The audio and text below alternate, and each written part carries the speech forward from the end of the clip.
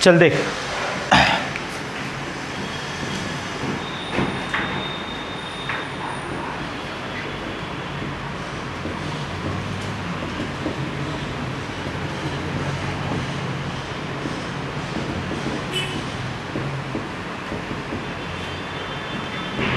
Electromagnetic induction में सबसे पहले अपन पढ़ते हैं बेटा मैग्नेटिक फील्ड लाइंस के बारे में। किसके बारे में? Magnetic field lines. जैसे इलेक्ट्रिक फील्ड लाइंस पढ़े थे ना, वैसे ही मैग्नेटिक फील्ड लाइंस पढ़ते हैं। हाँ, ध्यान से सुन, कुछ कुछ प्रॉपर्टी है, जैसे मैं आपको बता रहा हूँ। जैसे याद कर, मैंने बोला था कि कोई चार्ज पार्टिकल अगर है तो अपने आसपास में कोई भी चार्ज अगर रखा जाए तो क्या उस पर फोर्स लगा रहा था ना। इसका मतलब वो फोर्स लगा रहा है, मतलब आप अपने आसपास में एक रीजन जनरेट कर रखा है, जिस रीजन में कोई और चार्ज अगर आता है तो इस पर वो फोर्स लगाएगा, या तो फोर्स ऑफ अट्रैक्शन या तो फोर्स ऑफ रिपल्सन। उस रीजन को क्या बोलते थे? Electric field. क्या बोलते थे? Electric field.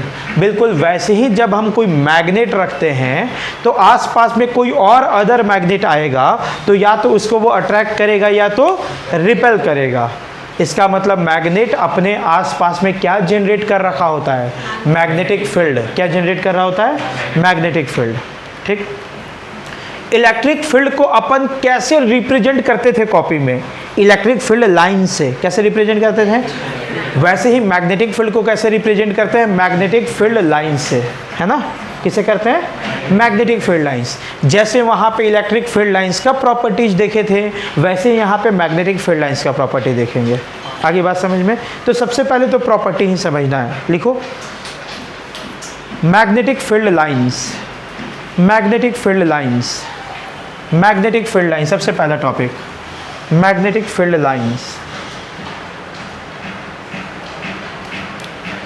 अब डिफरेंट प्रॉपर्टी समझेंगे। याद कर बेटा, वहाँ इलेक्ट्रिक फील्ड लाइंस क्या बोलते थे कि चार्ज से निकलता है, पॉजिटिव चार्ज से, है ना, ओरिजिनेट होता है पॉजिटिव चार्ज से और टर्मिनेट हो रहा था नेगेटिव चार्ज से।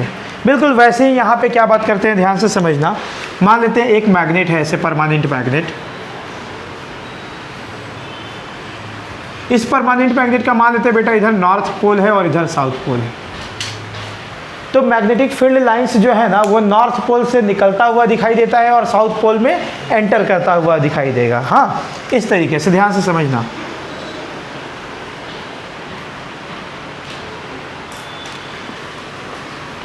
देखो तो ये जो मैग्नेटिक फील्ड लाइंस है, कहीं से ओरिजिनेट या कहीं पे टर्मिनेट कर रहा है क्या?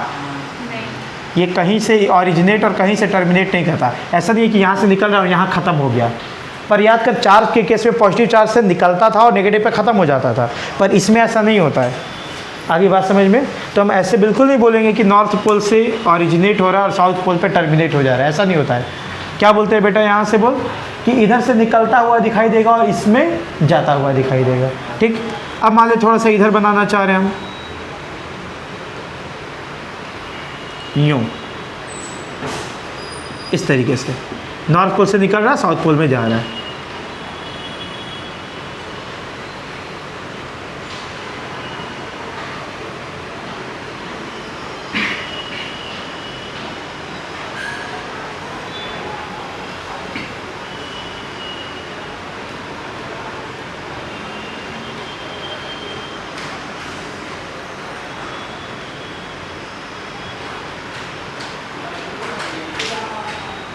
इस तरीके से दिख रहा है, बढ़िया डायग्राम एक number.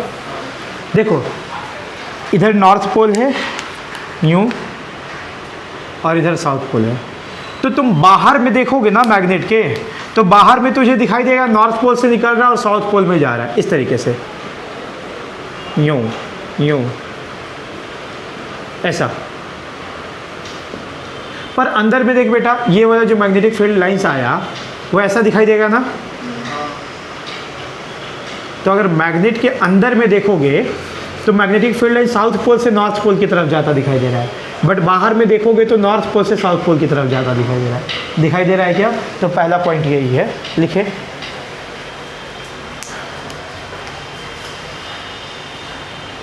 It is coming from north pole and going to south pole.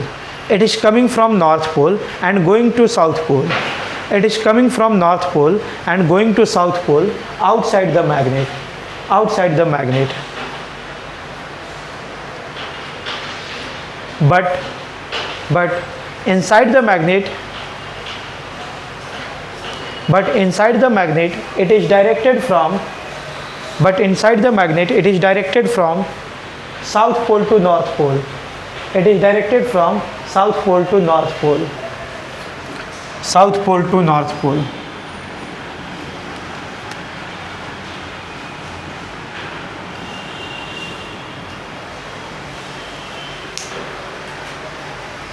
Magnet के बाहर देखोगे तो क्या दिखाई देता है बेटा? नॉर्थ से साउथ की तरफ जाता हुआ, और अंदर में देखोगे तो साउथ से नॉर्थ की तरफ दिखाई देता है। कोई दिक्कत? डायग्राम बनाइए, इज्जत से बढ़िया डायग्राम बनाना, पूछा जाता है एग्जाम में।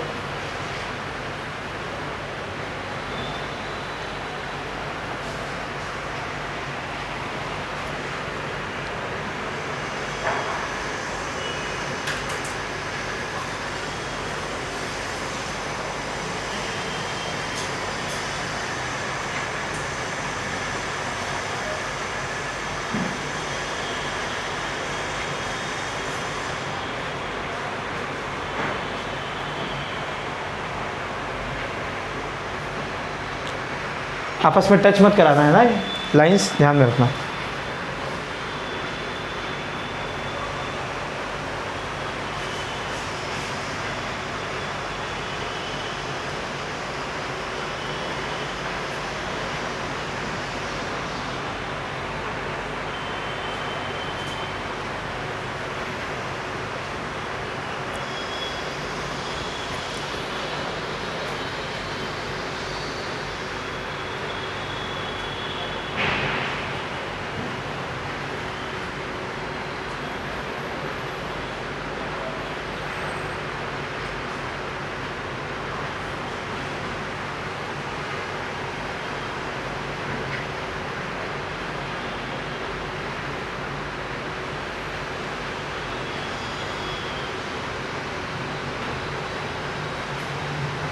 हो गया?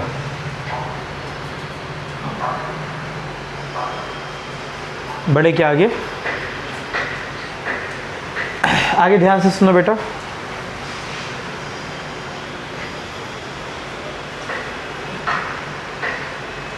ये जो मैग्नेटिक फील्ड लाइंस होता है वो देखो तो याद कर, electric field lines close loop में एग्जिस्ट करता था क्या? नहीं करता था। याद कर, पॉजिटिव से निकलता था और नेगेटिव में ख़त्म हो जाता था, क्लोज लूप में नहीं होता था। पर ये देख क्लोज लूप में है, देख बस क्लोज लूप बना रहा है कि नहीं बना रहा है बेटा? तो magnetic field lines close loop में एग्जिस्ट करता है, electric field lines close loop में एग्जिस्ट नहीं करता था। तो सेकंड पॉइंट में लिखें, magnetic field lines exist in closed loop, magnetic field lines exist in closed loop, magnetic field lines exist in closed loop.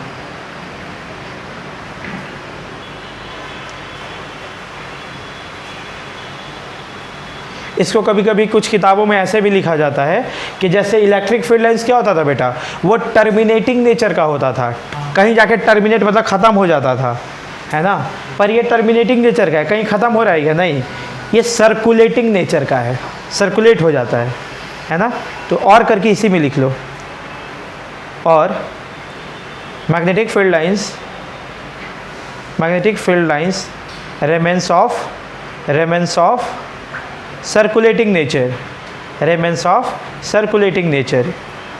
Of circulating nature. Board में ऐसा पूछ सकता है, compare between electric field lines and magnetic field lines. तो ये सब difference आपको याद रहना चाहिए। एग्जिस्ट नहीं हो सकता, हमेशा जब भी रहेगा क्लोज लूप में ही रहेगा।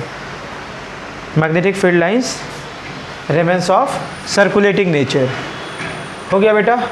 अगली बात ध्यान से सुनो, याद कर, इलेक्ट्रिक फील्ड लाइंस पे बोला था मैंने कि इलेक्ट्रिक फील्ड लाइंस डेंसिटी जहाँ ज़्यादा चिपका रहेगा वहाँ पे उसका मैग्नीट्यूड ज़्यादा होता था इलेक्ट्रिक फील्ड का। यहाँ पे भी वही बात है। जैसे मान ले कि हम ऐसे बना रहे यूँ इस तरीके से बना रहे हैं, तो देखो यहाँ पे डेंसिटी ज़्यादा है ना, ज़्यादा करीब है ना मैग्नेटिक फील्ड लाइंस का। तो जहाँ करीब रहेगा वहाँ पे मैग्नेटिक फील्ड का वैल्यू क्या होगा? ज़्यादा होगा, और जहाँ दूर रहेगा वहाँ पे बेटा कम रहेगा। तो हम बोल सकते हैं magnetic field at point A is greater than magnetic field at point B. तो लिखो नेक्स्ट पॉइंट में, greater the density of magnetic field lines, greater the density of magnetic field lines, greater the density of magnetic field lines, comma, larger will be the magnitude of magnetic field intensity, larger will be the magnetic field intensity, larger will be the magnetic field intensity। नहीं समझे? जैसे magnetic field line इस तरीके से है ना बाबू, जहाँ पे करीब करीब चिपका दिखेगा ना मैग्नेटिक फील्ड लाइंस, वहाँ पे मैग्नेटिक फील्ड इंटेंसिटी का वैल्यू ज़्यादा होता है, और जहाँ दूर दूर रहेगा वहाँ पे मैग्नेटिक फील्ड इंटेंसिटी का वैल्यू कम रहता है। ऐसा ही बात करे थे, याद करिए इलेक्ट्रिक फील्ड में भी।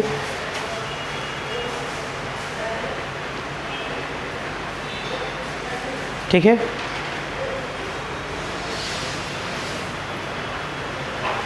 नेक्स्ट पॉइंट सुनो, याद कर मैंने बोला था इलेक्ट्रिक फील्ड लाइंस में कि अगर किसी भी पॉइंट पर इलेक्ट्रिक फील्ड इंटेंसिटी का डायरेक्शन दिखाना चाहते हो तो वहाँ पे टेंजेंट ड्रॉ कर दो, याद है? बिल्कुल यहाँ पे भी वही बात है, ध्यान से सुन बेटा।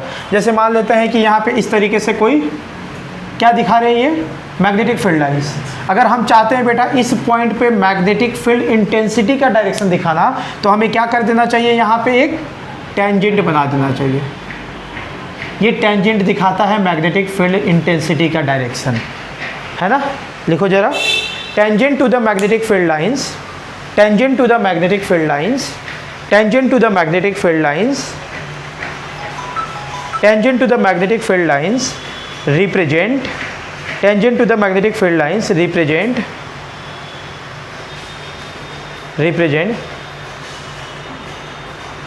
Electric field intensity,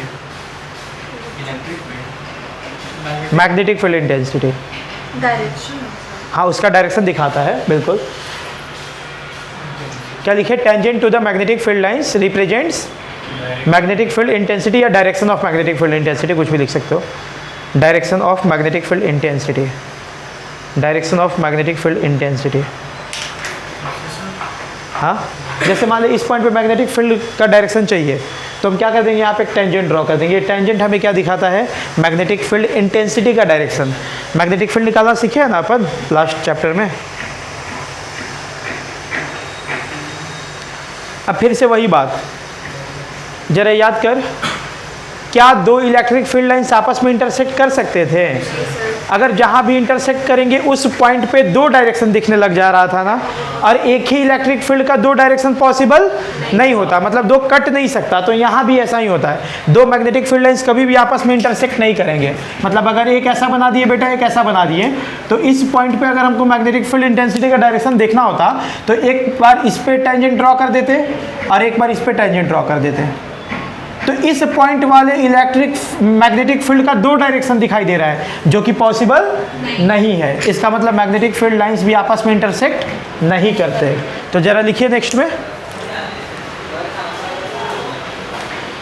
to magnetic field lines can never intersect each other, two magnetic field lines can never intersect each other, two magnetic field lines can never intersect each other, two magnetic field lines can never intersect each other. Because at the point of intersection, because at the point of intersection, because at the point of intersection, there will be two directions of the same magnetic field. Because at the point of intersection, there will be two directions of the same magnetic field.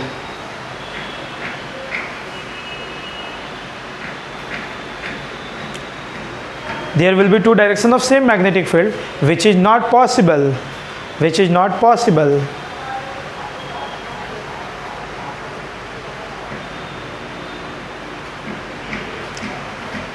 ठीक है, वो बना के ऐसे काट दो।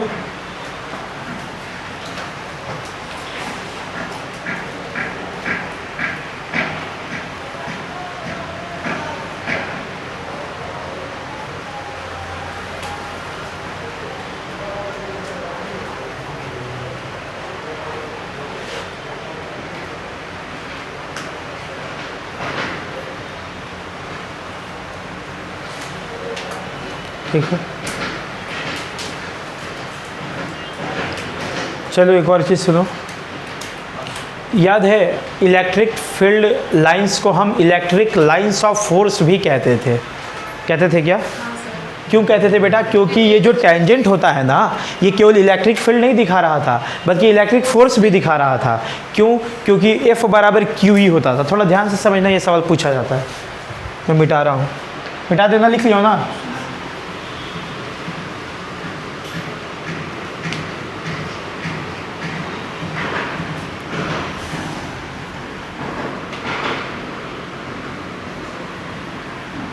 ध्यान से देखना बेटा। मान लेते हैं कि ये इलेक्ट्रिक फील्ड लाइंस हम दिखा रहे हैं। कौन सा दिखा रहे हैं बेटा? Electric field lines. और इधर मान लेते हैं हम दिखा रहे हैं मैग्नेटिक फील्ड लाइंस।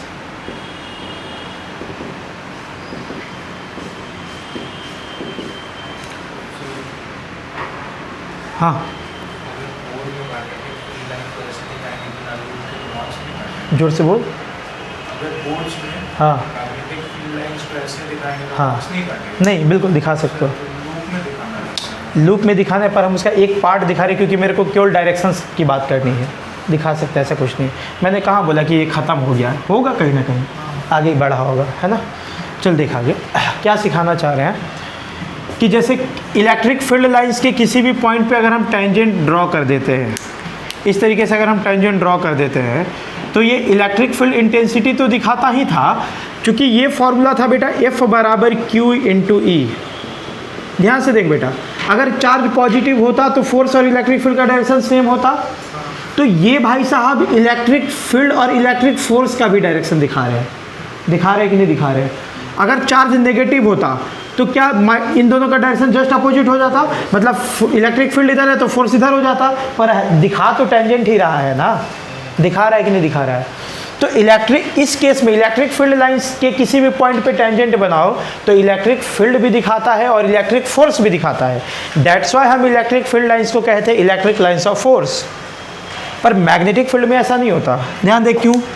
मान ले बेटा ये मैग्नेटिक फील्ड में हम इस पॉइंट पे मैग्नेटिक फील्ड लाइंस दिखाना चाह रहे हैं, तो यहाँ पे हम ड्रॉ कर दिए इस तरीके से। अब ये दिखा रहा है मैग्नेटिक फील्ड, तो क्या यही मैग्नेटिक फोर्स को भी दिखा रहा है? ऐसा बिल्कुल नहीं है। याद कर मैग्नेटिक फोर्स का फॉर्मूला क्या था? QV cross B। तो क्या इस बार मैग्नेटिक फोर्स और B एक ही डायरेक्शन में है क्या? नहीं, परपेंडिकुलर है। याद कर, हमेशा मैग्नेटिक फोर्स कैसा होता था? मैग्नेटिक फील्ड के परपेंडिकुलर होता था। V के भी परपेंडिकुलर और B के भी परपेंडिकुलर। तो इस बार ये जो लाइन है वो आपको मैग्नेटिक फोर्स नहीं दिखा रहा, तो हम यहाँ पे मैग्नेटिक फील्ड लाइंस को मैग्नेटिक लाइंस ऑफ फोर्स नहीं कह सकते।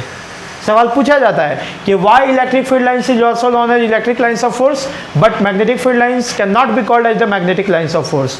क्यों? क्योंकि इलेक्ट्रिक फील्ड लाइंस वाले केस में जो टेंजेंट होता है वो फोर्स भी दिखाता है, फील्ड भी दिखाता है, पर इस केस में केवल फील्ड दिखाता है, फोर्स नहीं दिखाता। अभी बात समझ में? तो लिख लो नेक्स्ट पॉइंट में, tangent to the magnetic field lines, tangent to the magnetic field lines, tangent to the magnetic field lines only represents magnetic field. Tangent to the magnetic field lines only represents magnetic field intensity, magnetic field intensity, but not the magnetic force. But not the magnetic force, but not the magnetic force, but not the magnetic force. Magnetic field जैसे बोल रहे हैं ना, तो उसका पूरा नाम है magnetic field intensity. Electric field बोलते थे, मतलब वो क्या था? पूरा इलेक्ट्रिक फील्ड इंटेंसिटी, वैल्यू की बात हो रही है। क्या लिखे बोल तो फिर से? Intensity but not magnetic force, but not magnetic force, but not magnetic force. That's why, अरे दिखाने का क्या मतलब है? उसका डायरेक्शन नहीं दिखाएगा। हम वैल्यू लिखेंगे तो पूरा नहीं हो जाएगा। मान लें कि हम यहाँ पे लिख देते 4 टेस्ला, तो तुम समझ जाते कि पूरा मैग्नेटिक फील्ड दिखाया जा रहा है, डायरेक्शन भी मैग्नीट्यूड भी, इसलिए हम वैसे लिख रहे हैं। ठीक है, बता रहे हैं, लिख लो पहले। बट नॉट मैग्नेटिक फोर्स लिख लिया, बट नॉट मैग्नेटिक फोर्स। अरे तुम लिख चुका था भाई शायद, बट नॉट मैग्नेटिक फोर्स। दोबारा क्यों लिख रहा है? But not magnetic force because, उसके बाद दैट्स वाई लिखे थे, ठीक, cut, because that's why magnetic field lines can not be called as magnetic field lines cannot be called as magnetic lines of force. That's why magnetic field lines cannot be called as magnetic lines of force. देखो समझो, नहीं समझ में आया तो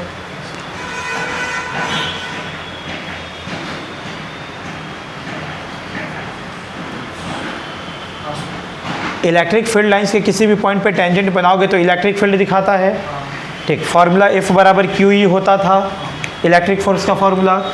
इसका मतलब charge अगर पॉजिटिव हो जाए तो फील्ड और फोर्स का डायरेक्शन सेम होगा, मतलब ये जो टेंजेंट है फील्ड भी दिखा रहा है और फोर्स भी दिखा रहा है, इसलिए इस फील्ड लाइंस को हम इलेक्ट्रिक लाइंस ऑफ फोर्स भी कहते हैं।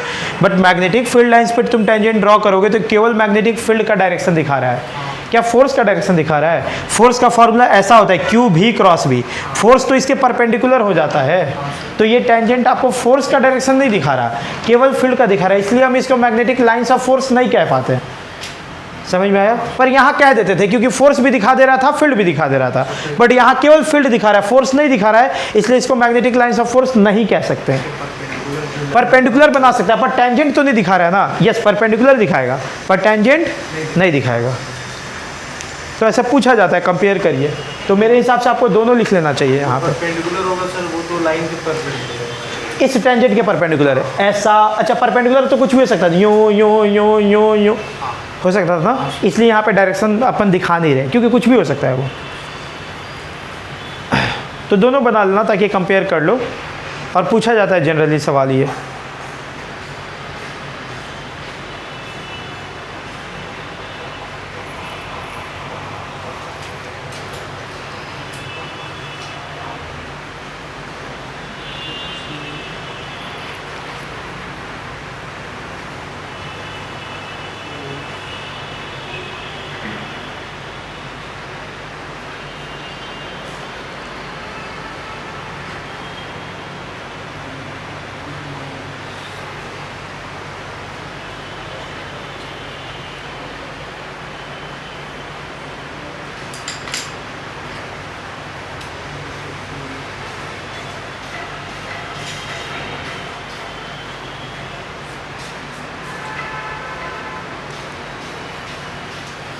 अभी तक ये बचपन में इसको शार्प करने के लिए कई बार टूट जाता था, और जो गंदा वाला पेंसिल रहता था तो टूट जाता, खाली होते रहता था अंदर से। अच्छा तुम लोग ऐसा कभी अचीव किए हो क्या? मतलब बचपन में लगता था मतलब इधर ये पेंसिल को क्या करता है, ऐसे जब छोटा हो जाता तो ऐसे दबाते रहते थे कि ये अंदर वाला जो पेंसिल ना ऐसे बाहर हो जाए। कभी हुआ है क्या तुम लोग का? अरे बहुत मज़ा आता था, ये जो अंदर वाला ऐसे ऐसे करोगे ना थोड़ा थोड़ा, तो अंदर वाला पेंसिल ऐसे बाहर अंदर होने लगता है, तो लगता था क्या अचीव कर लिए। हाँ इस तरीके से ऐसे ऐसे दबा दबा के पहले टूट गया, कर लो साफ फिर से, टूट गया। अच्छा एक और पेंसिल आता था, वो याद है? इतना लंबा लंबा पेंसिल रहता था, ऐसे डाल करके ऐसे शार्प करना रहता था, क्या बोलते थे उसको? नहीं ऐसा गोला सा मशीन जैसा रहता था, मतलब पेन, और ऐसा पतला पतला ऐसे डालो, पेंसिल बोलते हैं, पता नहीं क्या बोलते हैं, और एक छोटा सा ऐसा रहता था उसको शार्प करने के लिए आगे ऐसे ऐसे। बहुत मज़ा आता था देख करके उसको, बचपन की याद है। कितने का मिलता है पेंसिल अब? 3 रुपये का तो मेरे ज़माने में था जब हम 5 थे, अब 5 का हो गया होगा। मेरे टाइम में कटर जी क्या बोलते हैं, शार्पनर, या सॉरी शार्पनर, और फिर क्या बोलते हैं, इरेजर ना, हाँ रबड़ बहुत मज़ा आता था। और एक पहले आता था इरेजर महकने वाला, बहुत अच्छा स्मेल करता था, अभी आता ना, अच्छा है, वैसे से लिखना चाहिए। चलो देखो याद कर, किसी भी चार्ज से कितना इलेक्ट्रिक फील्ड लाइंस बाहर निकलेगा या किसी भी नेगेटिव चार्ज में कितना इलेक्ट्रिक फील्ड लाइंस घुसेगा, ये इस बात पे डिपेंड करता था कि चार्ज का मैग्नीट्यूड कितना है, याद है ना? वैसे ही यहाँ पे भी, यहाँ पे फील्ड लाइंस कहाँ से निकलता है? पोल, मतलब ये मैग्नेट से बेटा। अब मैग्नेट का जो नॉर्थ पोल और साउथ पोल होता है वहीं से निकलेगा या उसके अंदर जाएगा, तो ये डिपेंड करता है कि पोल स्ट्रेंथ कितना ज़्यादा है। ठीक है, तो ये पॉइंट बस लिख लो। बंद करना है क्या? लिख लो, number of magnetic field lines remains directly proportional to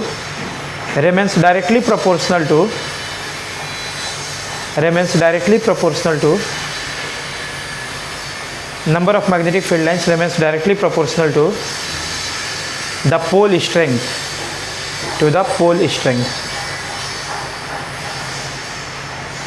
बस यही है important properties of magnetic field lines. चलो फटाक से एक बार रिवीजन कर लेते हैं क्या क्या देखे बेटा। सबसे पहला देखिए मैग्नेटिक फील्ड लाइंस किधर से निकलना चाहिए? नॉर्थ से। और किधर जाना चाहिए? साउथ में, बाहर की तरफ। अगर अंदर में देखोगे तो साउथ से नॉर्थ जाता हुआ दिखाई देगा, ठीक है ना। दूसरा बात क्या देखे बेटा कि अगर करीब करीब चिपका रहेगा तो मैग्नेटिक फील्ड लाइंस का मैग्नेटिक फील्ड इंटेंसिटी ज़्यादा होगा और दूर दूर रहेगा तो कम होगा, ठीक। दो मैग्नेटिक फील्ड लाइन, अच्छा मैग्नेटिक फील्ड लाइंस पे टेंजेंट ड्रॉ कर दोगे तो मैग्नेटिक फील्ड इंटेंसिटी का डायरेक्शन दिखाता है, मैग्नेटिक फोर्स का डायरेक्शन नहीं दिखाता है, इसीलिए हम इसको मैग्नेटिक लाइंस ऑफ फोर्स नहीं कह पाते, ठीक। दो मैग्नेटिक फील्ड लाइंस कभी भी आपस में इंटरसेक्ट नहीं करेंगे, क्योंकि अगर ऐसा करेंगे तो एक ही पॉइंट का दो मैग्नेटिक फील्ड लाइंस का डायरेक्शन दिखाई दे देगा, जो कि पॉसिबल नहीं है। उसके बाद फिर अपन क्या देखें, पोल स्ट्रेंथ पे डिपेंड करता है कि कितना ज़्यादा मैग्नेटिक फील्ड लाइंस आएगा या अंदर जाएगा। आ रही है बात समझ में? यस। और ये हमेशा क्लोज लूप में एग्जिस्ट करता है ना, ठीक है। क्लियर है यहाँ तक? हाँ, वो तो अलग अलग दिखाई दिए, बात समझ में आ गया। अब बात करते हैं एरिया वेक्टर की। इसके बाद एरिया वेक्टर पढ़ाना चाहिए। एरिया वेक्टर आप लोग को पता है, रुक जा टॉपिक मत लिखना। एरिया वेक्टर तुम लोग को पता है ना, क्या होता है एरिया वेक्टर? फिर से बोल दे रहे हैं हम, सुन लो। एरिया एक वेक्टर क्वांटिटी है जिसका मैग्नीट्यूड हमें आता है, डायरेक्शन का पता नहीं है, पर अब पता चल गया है कि एरिया में वेक्टर है तो डायरेक्शन भी होगा। डायरेक्शन कैसे लेते हैं? दो तरह का सरफेस होता है, एक ओपन सरफेस, दूसरा क्लोज सरफेस। ओपन सरफेस में एक डायरेक्शन को, परपेंडिकुलर डायरेक्शन को एरिया वेक्टर मान लेते हैं और पूरे सवाल में उसी पे स्टिक रहते हैं। अगर क्लोज सरफेस हो तो आउटवर्ड नॉर्मल को माना जाता है, ठीक है ना। उसके बाद बताए थे कि अगर कोई प्लेन अगर इधर उधर एंगल पे रख दिया गया तो क्या करना चाहिए? दो एडजेसेंट साइड का क्रॉस प्रोडक्ट निकाल देना चाहिए, अपने आप एरिया वेक्टर आई कैप जे कैप के कैप के टर्म में आ जाएगा। कोई दिक्कत? याद है ये सब? अब आगे पढ़ेंगे बेटा मैग्नेटिक फ्लक्स। याद है पढ़े थे इलेक्ट्रिक फ्लक्स? बता इलेक्ट्रिक फ्लक्स क्या था? net electric field lines crossing through a closed surface. गलत बोल रहे हो, सोचो फिर से बोलो, गलत बोल रहे हो। जितना मैग्नेटिक फील्ड लाइंस एक सरफेस को क्रॉस करके जाता है। नंबर ना, number of magnetic field lines, right. जितना ही हाँ, number of electric field lines ना, नेट इलेक्ट्रिक फील्ड मत बोल, नेट इलेक्ट्रिक फील्ड मैग्नीट्यूड की बात हो गई। लाइंस पास करते हाँ, number of electric field lines, right. वैसे ही बेटा मैग्नेटिक फ्लक्स क्या होगा कि किसी एरिया में कितना मैग्नेटिक फील्ड लाइंस क्रॉस कर रहा है, उसी को क्या बोल दोगे? Magnetic flux. सिंपल है एकदम, उसी तरीके से लिखो फटाक से। Magnetic flux, the count of magnetic field lines. अच्छा ब्रैकेट में ऐसे लिख लेना, इसको डिनोट ऐसे करते हैं बेटा। उसको क्या करते थे? फाई ई से इलेक्ट्रिक फ्लक्स, इलेक्ट्रिक फ्लक्स को ऐसे दिखाते थे और मैग्नेटिक फ्लक्स को ऐसे दिखाते थे। अबे मैग्नेटिक मोमेंट है वो भाई, लिख लो। Count of magnetic field lines, count of magnetic field lines, count of magnetic field lines crossing an area, crossing an area, crossing an area, crossing an area is known as magnetic flux, is known as magnetic flux, is known as magnetic flux। लिख लिए? Paragraph में change करके लिखो बेटा।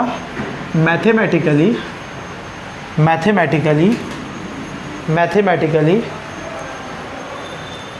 magnetic flux can be given by mathematically magnetic flux can be given by the dot product between magnetic field, can be given by the dot product between magnetic field intensity, magnetic field intensity and area vector, and between magnetic field intensity and area vector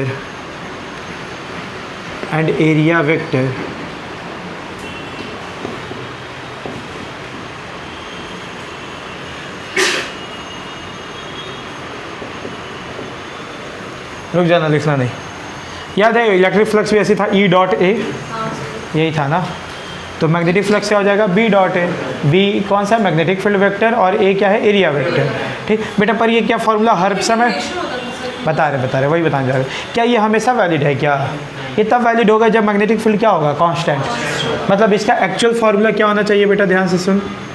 phi B बराबर integration of B dot, ये कब आता होगा, जब magnetic field very करने लगता होगा। याद करिए सब कुछ बात की इलेक्ट्रिक फ्लक्स में, है ना, बिल्कुल वैसे ही है। तो एक्चुअल फार्मूला इसका ये है, ठीक है। अगर मैग्नेटिक फील्ड वेरी करने लग, ये कांस्टेंट रह जाए, तो मैग्नेटिक फील्ड क्या होता था, बाहर निकल जाता था। और जैसे ही बाहर निकला क्या दिखाई देने लगेगा बेटा, बी डॉट ए। तो ये वाला फार्मूला तभी वैलिड है जब बी कांस्टेंट हो। अगर हम इसको आगे तोड़ करके लिखना चाहें तो क्या लिखेंगे, बोल। जहाँ पे थीटा क्या होगा, यस, लिख लो इधर वाला।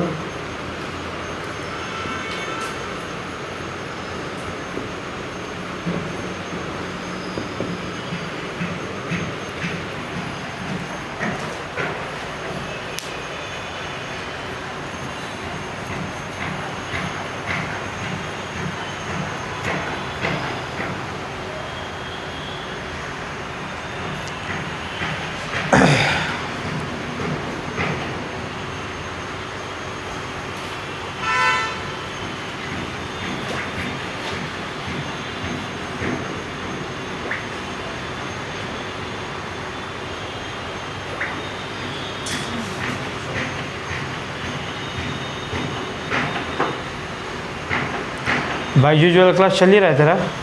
क्या चल रहा है उसमें? पता नहीं यहाँ बोर्ड्स का देखेंगे, बायजूस का बोर्ड्स का देखते हैं, तो बायजूस कहाँ से, बायजूस देखते हैं, बोर्ड्स कहाँ से। बायजूस में अच्छे लोगों को पढ़ा था। इंटेंसिटी है मैग्नेटिक फील्ड इंटेंसिटी, यस, लिख लो नीचे। Where B is magnetic field intensity, A is area and theta is angle between B and ए।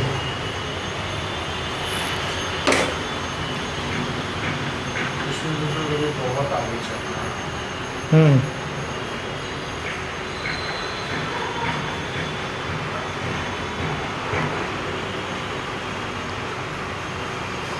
इसलिए मुझे बताओ मैग्नेटिक फ्लक्स किस फॉर्म में डिफाइंड है, डॉट प्रोडक्ट के फॉर्म में ना। तो जो रिजल्ट डॉट प्रोडक्ट देता है वो स्केलर देता है कि वेक्टर, स्केलर देता है। क्या देता है बेटा, इसका मतलब मैग्नेटिक फ्लक्स कौन सा कैसा क्वांटिटी, स्केलर की वेक्टर, स्केलर। दिख रहा है ना, तो लिख लो नेक्स्ट पॉइंट में, magnetic flux is a scalar quantity, magnetic flux is a scalar quantity.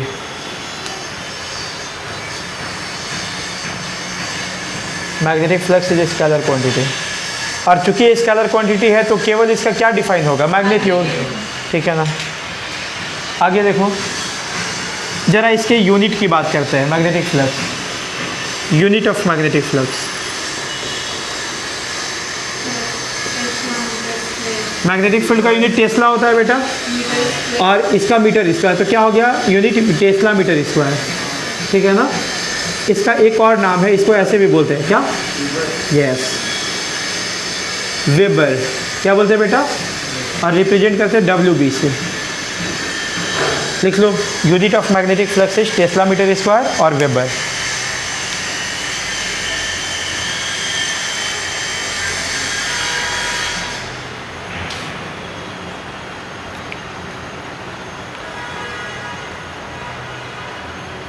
ठीक है, चलो एक चीज़ बताते हैं तुम लोग को।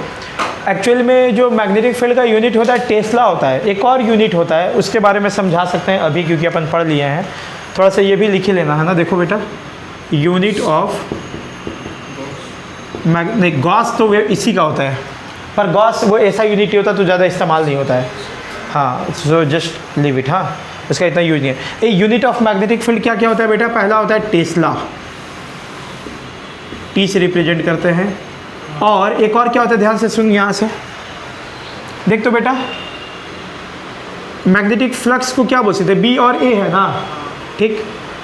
इसका यूनिट क्या है, वेबर है ना, इक्वल्स टू मैग्नेटिक फील्ड, और इसका यूनिट क्या है, मीटर स्क्वायर है ना बेटा। तो मैग्नेटिक फील्ड का यूनिट क्या हो जाएगा, देख, वेबर पर मीटर स्क्वायर। तो तुम कई बार सवाल में देखोगे ऐसे दिया रहता है, a magnetic field of value 20 weber per metre square. तो वो भी मैग्नेटिक फील्ड का ही यूनिट होता है, पर कहाँ से आता है, यहाँ से आता है। आगे बात समझ में।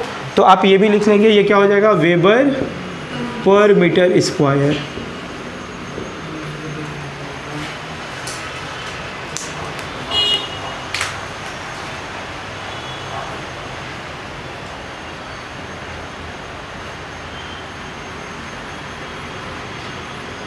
हो गया।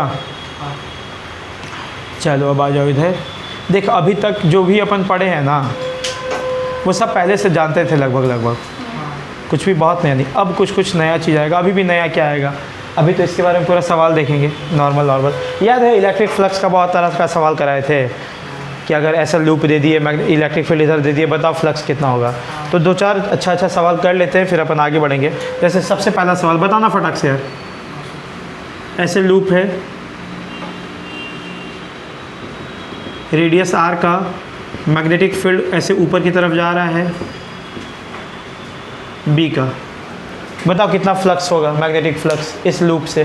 देख इधर मेरी तरफ, पहले लूप ऐसे है ना, और ऊपर की तरफ जा रहा है। तो याद है एरिया वेक्टर क्या होता है, फॉर्मूला बी डॉट ए। तो बी किधर है बेटा, अगर बी ऊपर की तरफ ही है और एरिया डायरेक्शन भी ऊपर ही है, क्या देख तो होता है ना, परपेंडिकुलर टू द सरफेस। तो दोनों के बीच में एंगल कितना दिखाई दे रहा है, तो सीधा क्या लिख दे बेटा, बी ए कॉस 0 डिग्री, और कॉस 0 का वैल्यू कितना होता है 1। तो आंसर क्या हो गया, सो सिंपल। ऐसा पहले भी बात कर रहे थे ना बेटा, ठीक है, रुक जाना, उतारना नहीं। फिर एक थोड़ा सा ऐसा बात कर रहे थे, देख ध्यान से, इस तरीके से मैग्नेटिक फील्ड ले लिए थे यूँ, और बोले थे कि इससे एंगल थीटा है। तो बताओ मैग्नेटिक फ्लक्स कितना होगा, ये भी रेडियस आर है। तो बहुत सिंपल है, अब बेकार का टाइम वेस्ट नहीं करते हैं। इधर एरिया ऐसा है बेटा, और मैग्नेटिक फील्ड इधर है, इन दोनों के बीच में एंगल कितना हो गया, 90 माइनस थीटा। तो फ्लक्स क्या लिख देंगे, बोल, B A cos 90 minus theta, क्योंकि दोनों के बीच में 90 माइनस थीटा है। तो फ्लक्स कितना हो जाता है फाइनली, बी ए साइन थीटा। वो कोई दिक्कत, बहुत सिंपल है। एक और सवाल करे थे, याद कर तुम लोग, ऐसे हम दे दिए थे और बोले थे कि ये देखो मैग्नेटिक फील्ड ऐसा है, इससे 30 डिग्री पे रेडियस आ रहे, बोले थे बताओ मैग्नेटिक फ्लक्स 0 आ रहा था। याद है, सब बेकार का कहानी किए थे अपन, सब वही है। देख लूप ऐसे रखा हुआ है, ऐसे फील्ड, तो उसमें घुस थोड़ी रहा है, भी क्रॉस तो नहीं कर रहा है, तो फ्लक्स 0। और ऐसे भी नॉर्मली एरिया वेक्टर ऐसे हो गया बेटा, और इन दोनों के बीच में 90 डिग्री हो गया ना, तो क्या लिख देंगे फ्लक्स, बोल, बी ए कॉस 90 डिग्री। तो आंसर क्या हो जाता था, क्योंकि कॉस 90 0 होता था। और नॉर्मल तरीके से देखे थे कि लूप ऐसा है, तो ऐसे जा रहा है, पैरेलली चला गया, उसके क्रॉस नहीं किया, तो फ्लक्स वैसे भी 0 होना चाहिए था। कोई दिक्कत, फटाक से लिख लीजिए तीनों सवाल, बिल्कुल वैसे ही है जैसा वहाँ सवाल किए थे ना। वहाँ पे बस इलेक्ट्रिक फील्ड को हटा करके क्या रख दो, मैग्नेटिक फील्ड, हो गया सारा सवाल मैग्नेटिक फ्लक्स का। और क्या,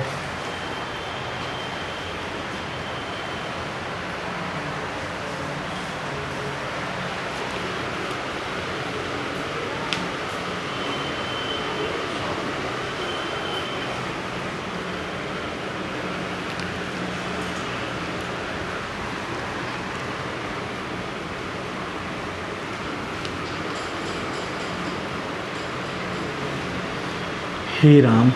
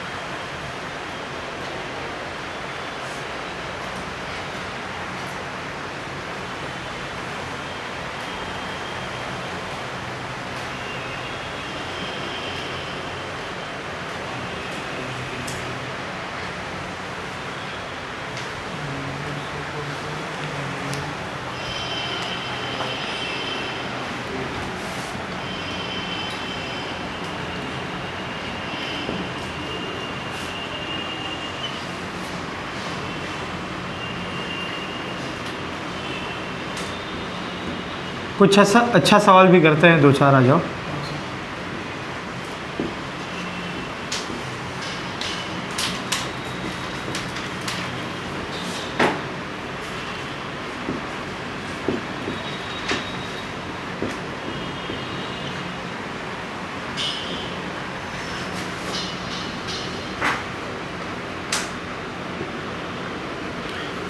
देख तो बेटा, ये एक स्ट्रेट करंट कैरिंग वायर है, करंट फ्लो कर रहा आई, बाजू में इसी प्लेन पे रखा हुआ है एक स्क्वायर लूप जिसका एज लेंथ है L, वायर से A दूरी पे रखा हुआ है। ठीक, पूछा जा रहा है बताओ इसमें फ्लक्स कितना होगा। पहले समझो, फ्लक्स होने के लिए मैग्नेटिक फील्ड लाइंस क्रॉस करना चाहिए, करना चाहिए। क्या इस वायर के कारण इधर मैग्नेटिक फील्ड होगा? किस डायरेक्शन में होगा? अंदर की तरफ। करंट की डायरेक्शन में चलो तो राइट साइड में क्रॉस मैग्नेटिक फील्ड होता है, तो यहाँ मैग्नेटिक फील्ड है ना अंदर की तरफ, है ना भाई? तो बताना है कि कितना number of magnetic field lines है, मतलब फ्लक्स बताओ। अब एक चीज़ पूरे पहले मुझे बताना है कि बेटा मैग्नेटिक फ्लक्स का फॉर्मूला होता है B.A। मुझे बताओ इसके पूरे एरिया पे मैग्नेटिक फील्ड कांस्टेंट है क्या, सेम है क्या? नहीं, इस वायर से दूरी पे फॉर्मूला कितना, μ0/4 पाई 2I/r, तो r तो अलग अलग है ना, r एक पॉइंट का, तो मैग्नेटिक फील्ड अलग अलग हो जाएगा क्या? तो क्या डायरेक्ट B.A लिखोगे कि इंटीग्रेशन वाले फॉर्मूला पे लिखोगे? इंटीग्रेशन वाले पे। आ रही है बात समझ में? तब ना नेट फ्लक्स आएगा अपना। ठीक, ध्यान से सुनो, बढ़िया सवाल है ये, इसका बहुत यूज करेंगे आगे सवालों में भी। तो निकालते हैं, देखो ध्यान से बेटा, मैं क्या करूँगा ना, r दूरी पे एक dr थिकनेस का स्ट्रिप ले लूँगा। r पे कितने थिकनेस का बेटा? dr, मतलब इसका थिकनेस dr है, और मैं इसकी बात करने जा रहा हूँ,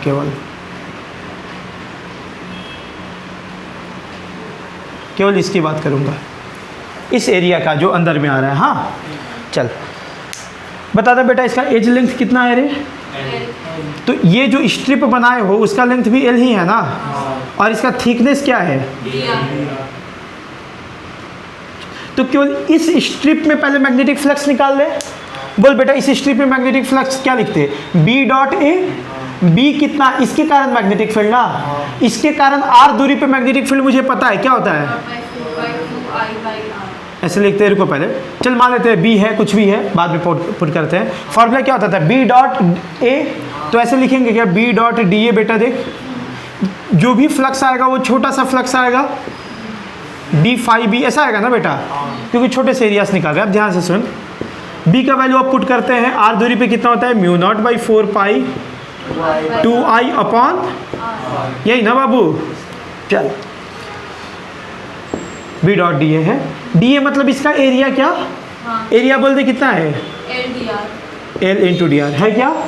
ये एक रेक्टेंगल दिख रहा है ना, तो लेंथ इंटू ब्रेथ। ठीक, अब क्या कॉस लिखना चाहिए एंगल? तो मैंने बोला ना बेटा इसी कारण अंदर की तरफ है क्या मैग्नेटिक फील्ड, तो एरिया का भी अंदर ही की तरफ मान लेते हैं, क्या दिक्कत है? क्योंकि मान सकते हैं ना, ओपन सरफेस है तो अंदर की तरफ मान लेंगे, तो दोनों के बीच का एंगल कितना हो गया? 0 डिग्री। कोई दिक्कत? बोलो कि सर क्यों नहीं माने आप इधर एरिया? रे मानते भी तो माइनस में आंसर आता और क्या, पर अपने को तो मैग्नीट्यूड से मतलब है अभी, है ना? चल बेटा, तो इतना हो गया, तो इसको क्या लिख दे बोल अच्छे से, यही रह गया μ0/4 पाई 2IL/r इंटू dr। ये क्या बेटा देख, इसका वैल्यू 1 हो गया। तो ये तेरा अभी तक क्या आया बेटा? d∅B ना, मतलब केवल इसके थ्रू फ्लक्स ना, मुझे पूरे एरिया में निकालना था ना, तो ऐसे छोटे छोटे स्ट्रिप्स का टोटल मैग्नेटिक फ्लक्स को जोड़ देंगे ना। जोड़ देना मतलब क्या होता है? इंटीग्रेट कर देना। तो इंटीग्रेट कर देंगे तो टोटल फ्लक्स आ गया बाबू, क्या आ गया बोल दे। यहाँ पे जो कांस्टेंट है पहले बाहर निकाल लूँ, μ0/4 पाई 2IL बाहर निकल गया, अंदर में बच गया dr/r, क्योंकि r वेरिएबल है ना। अब देखना चाहिए बेटा कि एरिया r का वैल्यू क्या से क्या रखे कि पूरा की बात हो जाए। तो A से बात करोगे तो यहाँ से बात होना शुरू करेगा, और कहाँ तक चले जाना है? A+L। क्या ये सबको समझ में आ रहा है आयुष? A से लेकर जैसे A का बात की हम यहाँ पे पहुँच गए, अब यहाँ से स्टार्ट करना, एरिया लेना और यहाँ तक जाना, तो यहाँ पे r का वैल्यू क्या हो गया? A+L। अब इसको सॉल्व करना, आंसर हो गया, और क्या हो गया ना? लिख दें μ0/4 पाई 2IL इसका नेचुरल लॉग आर, ऐसा क्या बेटा, कहाँ से कहाँ तक, ए से ए प्लस एल तक। ऐसा ना। अब आ जाओ सॉल्व करते हैं। यहाँ पे लिख दे क्या आप इधर, कैसे करते हो सॉल्व, एक बार ऊपर वाला पुट करते हो फिर नीचे वाला ना।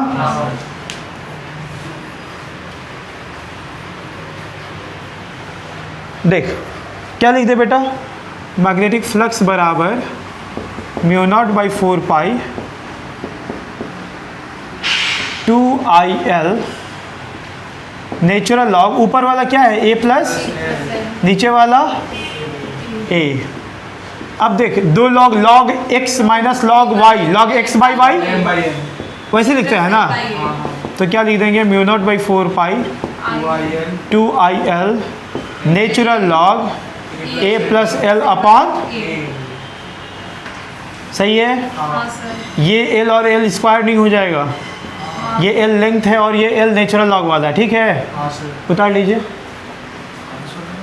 है हो गया। और क्या है उसमें, तो क्या आप फिर तोड़ दे उसको ln a प्लस p, तो फिर वापस चले जाओ, ठीक है ना। हाँ सर। उतार ले।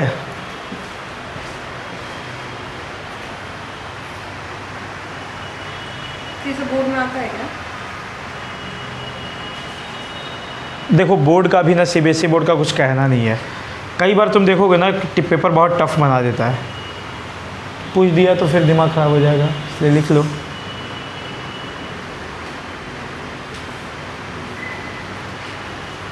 सर वो डीआर उसका थिकनेस है। dr थिकनेस है और L उसका लेंथ था, तो लेंथ इंटू एरिया लिखे है वो।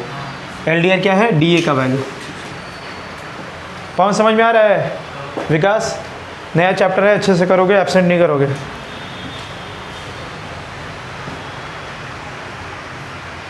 बाकी गधेड़ा लोग क्यों नहीं आए आज, मतलब ही नहीं है पढ़ाई लिखाई से, हैं। सूरज गया था मैथ्स क्लास आज, क्लास का ना छुट्टी काय का क्या चल रहा है उधर, डबल डिफ्रेंशिएशन 2 बार कर दे रहे हो डिफ्रेंशिएशन, एक बार वाला सीख गया तो क्या बात है।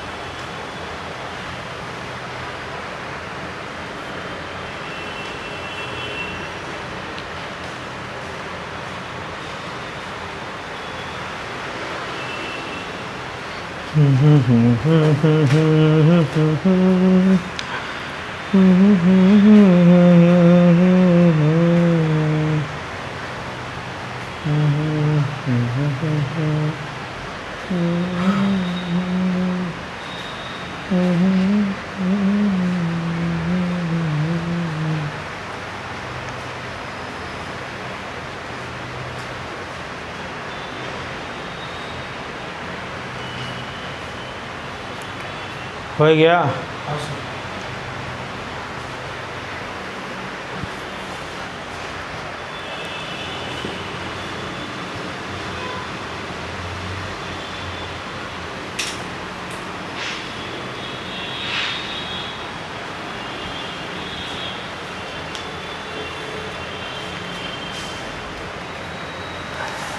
एक और देखो सवाल,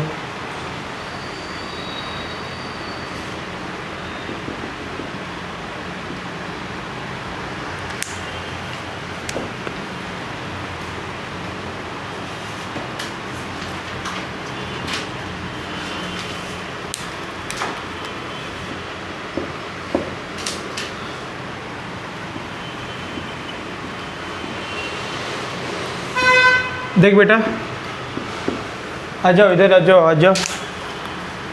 ये बड़ा वाला लूप है, अंदर में छोटा वाला ब्लू कलर का लूप है, क्या बड़े वाले में करंट फ्लो कर रहा है? फ्लो कर रहा है। क्या सेंटर पे मैग्नेटिक फील्ड आएगा उसके कारण? आएगा। एक अंदर में छोटा सा लूप है, मतलब उस लूप में भी मैग्नेटिक फील्ड लाइंस घुसता हुआ दिख रहा है ना, तो क्या इस अंदर वाले लूप के थ्रू फ्लक्स निकाला जा सकता है ना? ठीक, निकालेंगे। फॉर्मूला क्या होता है? B dot A. तो ज़रा ब्लू वाले के अंदर अगर निकालना चाहो तो कैसे लिखोगे? ध्यान से देख, फ्लक्स थ्रू छोटा वाला loop B dot D A, या फिर B A cos theta. Constant है, बता रहे हैं क्यों। एक बात बताना, ये करंट बह रहा है तो यहाँ पे जितना मैग्नेटिक फील्ड होगा उतना ही यहाँ पे होगा क्या? अलग अलग होगा ना, करंट के वायर से दूरी जा रहे हो तो अलग अलग। पर हम सेंटर पे एकदम छोटा सा लूप लिए, कैसे पता छोटा सा? देख, R is much much smaller than R, मतलब ये भी जो लूप है एकदम छोटू सा है, ऐसा लग रहा है कि लगभग पूरा का पूरा वो सेंटर पे ही है क्या? तो सेंटर पे मैग्नेटिक फील्ड निकालना हमें आता है ना बेटा। मैंने इसलिए भी इसको इतना छोटा लिया है ना कि उसके पूरे एरिया पे हम मैग्नेटिक फील्ड कांस्टेंट ले पाए। तुम बात समझ रहे हो? अगर हम इतना बड़ा लूप ले लेते हैं अंदर वाला तो हर पॉइंट पे मैग्नेटिक फील्ड अलग अलग आ जाता। और के कोई भी सर्कुलर आर्क के कारण हम इस पॉइंट पे मैग्नेटिक फील्ड निकालना नहीं सीखे हैं, याद कर, सेंटर पे ही आता है अपने को।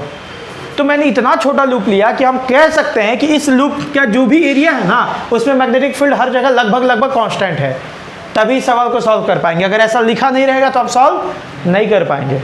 आगे बात समझ में? यस। डबल करना पड़ेगा। क्या करना पड़ेगा? मतलब अगर अंदर वाला कांस्टेंट नहीं होगा तो फिर जैसा इंटीग्रेशन करना पड़ेगा। पर तब करते हैं ना जब तुझे मैग्नेटिक फील्ड यहाँ का पता होता, पता ही नहीं है किसी और पॉइंट का, केवल सेंटर का तुझे पता है। याद कर, जो भी लूप ले रहे थे सेंटर का मैग्नेटिक फील्ड निकालना सीखे हैं, किसी और पॉइंट का नहीं सीखे हैं, है ही नहीं कोर्स में, तो आप कैलकुलेट नहीं कर पाएंगे। तो मैं अगर कोई लूप अंदर ले रहा हूँ तो इतना छोटा ले लिया कि ऐसा लग रहा है कि जैसे वो पूरा का पूरा सेंटर पे है केवल, तो लगभग कांस्टेंट मान सकते हैं। तब लिख सकते हैं मैग्नेटिक फ्लक्स का फॉर्मूला बेटा, वैल्यू मतलब बोल बी का वैल्यू इसके कारण सेंटर पे कितना होता? Mu naught by 4 pi I upon R into angle 2 pi, यही था ना कंप्लीट लूप के कारण। और इसका एरिया क्या लिख दे? पाई आर स्क्वायर कॉस 0 डिग्री, है ना। इसके कारण करंट के अंदर में होगा ना मैग्नेटिक फील्ड, तो एरिया भी अंदर ही मान ले रहे हैं। इस वायर के कारण सेंटर पे मैग्नेटिक फील्ड किधर होगा? इस वायर के कारण सेंटर पे मैग्नेटिक फील्ड का डायरेक्शन क्या होगा? अंदर की बाहर? अंदर।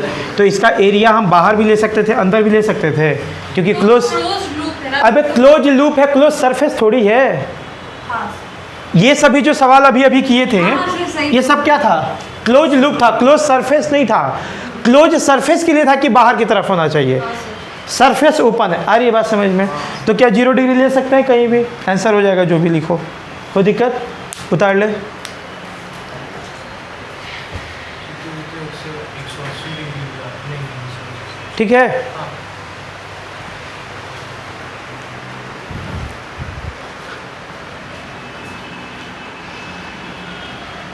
ये वाला जरूर लिखना, जो कंडीशन दिया हुआ small R is much much smaller than capital are.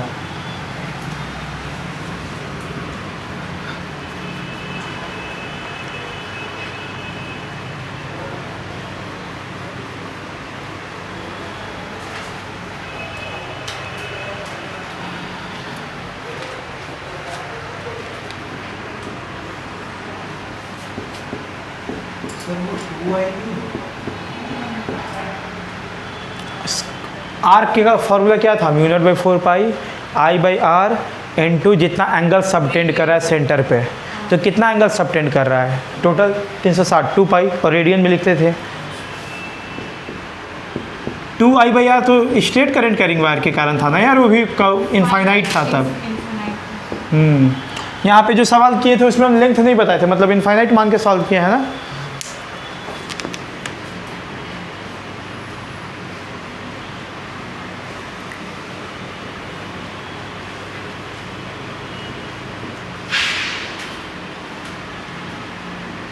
देख बेटा, मान लेते हैं मैग्नेटिक फील्ड अंदर की तरफ दिया हुआ है, जैसे वैल्यू है b, ठीक ना, और एक सर्कुलर लूप ऐसे रखा हुआ है, लेकिन सर्कुलर लूप का आधा हिस्सा मैग्नेटिक फील्ड रीजन में है और आधा बाहर है। तो सर वो वहाँ पे पाई हो जाएगा बस। क्या पाई हो जाएगा? सर बी में म्यू नॉट बाई 4 पाई, पता नहीं समझ ठीक, बता रहे हैं, सुनो, कुछ नया सिखाना चाहते हैं, सुन तो पहले, बस सुन ले भैया, सुन लो पहले। मैग्नेटिक फ्लक्स का फॉर्मूला B.A होता है ना, तो वो A क्या होता है? पूरे लूप का एरिया या लूप का वह एरिया जिसमें मैग्नेटिक फील्ड प्रेजेंट हो। सही, इनफाइनाइट वायर है क्या? वायर हम कहाँ दिए हैं कहीं? वो लाइन क्या है? लाइन हम दिए कि इधर मैग्नेटिक फील्ड है, इधर नहीं है, सेपरेशन है, वो लाइन नहीं है। अगर लाइन होता तो यहाँ पे करंट दिखाते ना हम। सुन लो, ये क्या, ये सवाल है ये भी कि क्या है ये वायर नहीं है, इसके इधर मैग्नेटिक फील्ड प्रेजेंट है, इधर नहीं है भाई, बस बाउंड्री लाइन है वो। अगर वो वायर होता तो हम करंट दिखाते कि नहीं दिखाते? समझ आ रहा है? मैं बोल रहा हूँ B.A जो फ्लक्स का फॉर्मूला होता है, उसमें A क्या लेते हैं? लूप का पूरा एरिया कि केवल लूप का वह एरिया जिसमें फील्ड प्रेजेंट हो, जिसमें केवल फील्ड प्रेजेंट हो, याद रखना है, इसलिए ये सवाल कराया जा रहा है। तो यहाँ पे अगर हम फ्लक्स लिखेंगे तो क्या लिखेंगे बोल? B इंटू एरिया में क्या पूरा एरिया का पाई आर स्क्वायर नहीं लिखेंगे, आधा लिखेंगे, पाई आर स्क्वायर बाई 2। क्या समझ में आया? नीचे में लिख लेना यहाँ नोट करके कि B.A में एरिया वह होता है जितना में मैग्नेटिक फील्ड प्रेजेंट हो। ठीक, उतारिए।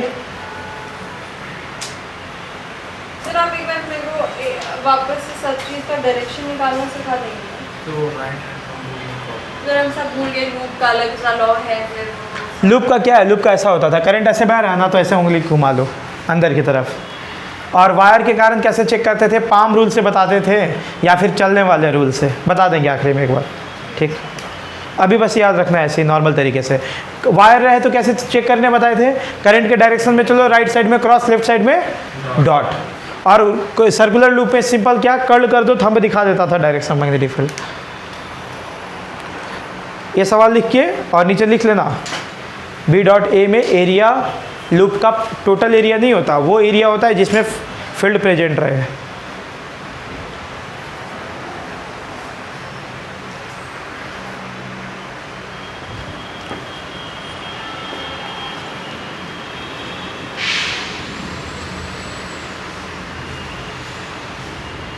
टाइम देखा यूज है 25 मिनट है ना? ठीक, हो गया।